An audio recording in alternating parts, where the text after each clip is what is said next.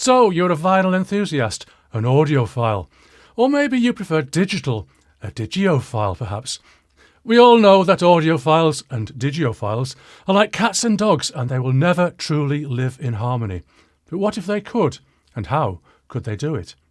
My thought for today was sparked off by some of the comments on my recent video about Mail Online's comparison between vinyl and digital.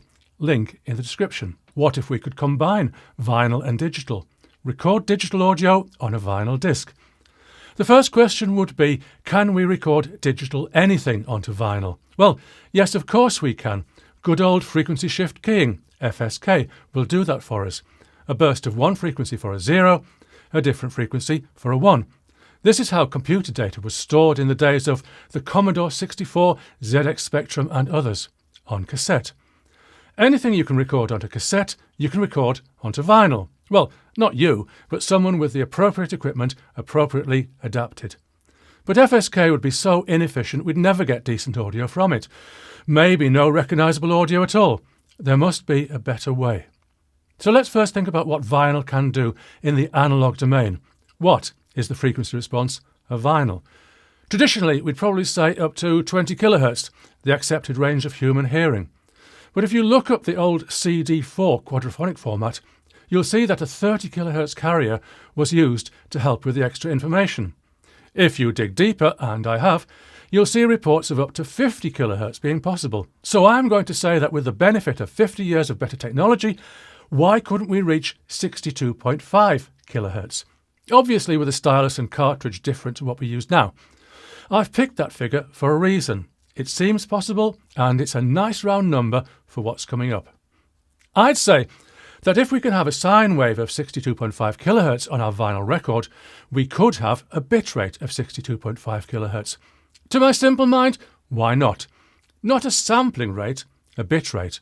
We'll have bit depth to consider. I don't think that 62.5 kHz is going to be high enough though. But we're thinking in old-fashioned digital audio terms. Bits, ones and zeros. In Star Trek, TNG, they use quads.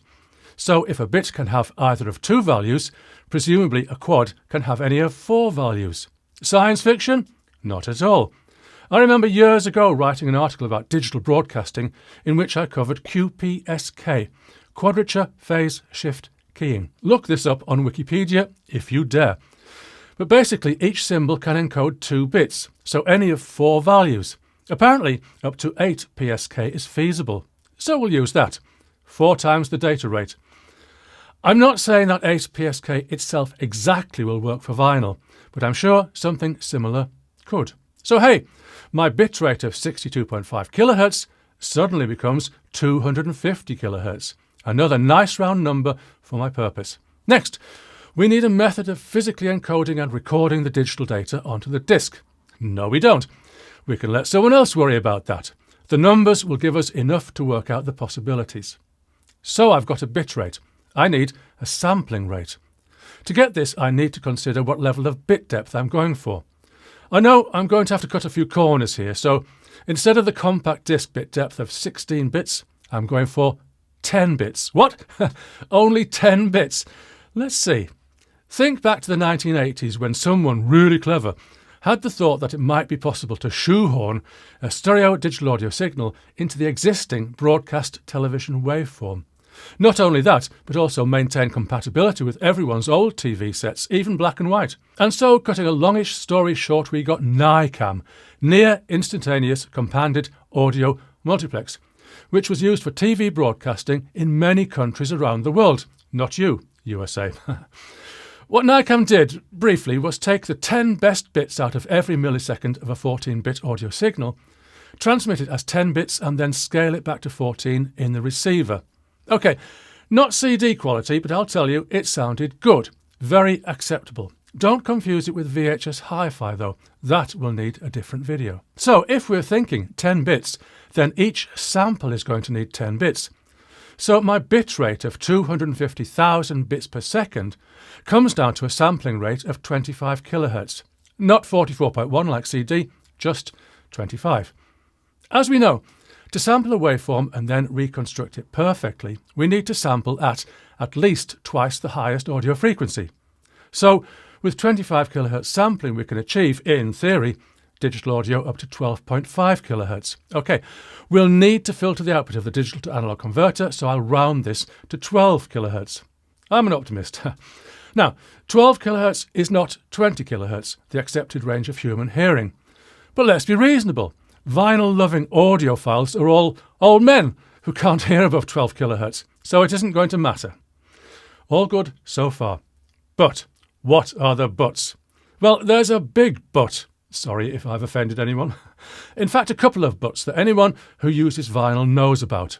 It's easily damaged and it very easily picks up dust. In analog audio, we hear these as surface noise, crackles and clicks. In digital audio, they will manifest themselves as errors. Now, you might think that a click on a vinyl record, perhaps caused by a scratch, is bad, but it's going to be an order of magnitude worse on digital. If digital data is damaged, then anything can happen. A byte that was 00000000 could end up being 11111111 and blowing your speakers or your ears. On CD, then, we have error correction. Errors are detected, and there's enough redundant data to fully correct even visibly quite severe damage. On our digital vinyl, however, we're working at the limits already to achieve 12 kHz, 14 bits. 14 bits through NICAM or similar, remember. So what I propose, therefore, is to do away with error correction completely and satisfy ourselves with error detection and error concealment. This happens in CD. If data on a CD has been damaged beyond the limits of error correction to resolve, error concealment will kick in and the player will guess what the values were meant to be. This, supposedly, contributes to the sound of CD. But come on, can anyone listen to a CD and know, really know, when an error has been concealed? Answers in the comments. So what I continue to propose, is simple error detection, maybe just a parity bit on each byte, aided possibly by AI to consider when data is just too ludicrous to be believed, then error concealment based on nearby data values. Maybe we don't even need the parity bit and AI can just know when the data is wrong. We're getting there. What we have is a frequency response up to 12 kHz, signal-to-noise ratio 84 dB, and we have a bit of a sound going on through error concealment. To my thinking, an audiophile of a decent age would be happy with the frequency response. The signal-to-noise ratio is better than analog vinyl, and audiophiles like their music to have a sound. What's not to love? OK, I'm sure my arguments here are absolutely shot full of holes, but I don't know where all the holes are, and if they're merely potholes, how deep would they be? I have 3 questions for commenters. Is there any chance this would work, and if not, why not? But suppose it could work to the standards I've given. Would audiophiles like it? Would you like it? See you soon. Hey Phil, if digital vinyl ever does become a thing, do you think you'll take it up? Putting digital audio onto vinyl is like asking a cat to use a digital litter tray. It's like serving tofu at a steakhouse. It's like a saxophonist playing the kazoo. It's like putting sunscreen on a vampire. Need I say more? A cat with a digital litter tray might hiss, but it will adapt, unlike some audiophiles. Serving tofu at a steakhouse is like saying your audio palette is stuck in the dark ages. Calling digital on vinyl the sunscreen on a vampire of the audio world is like saying you'd rather stay in the analog shadows. Come into the light, Phil. It won't burn.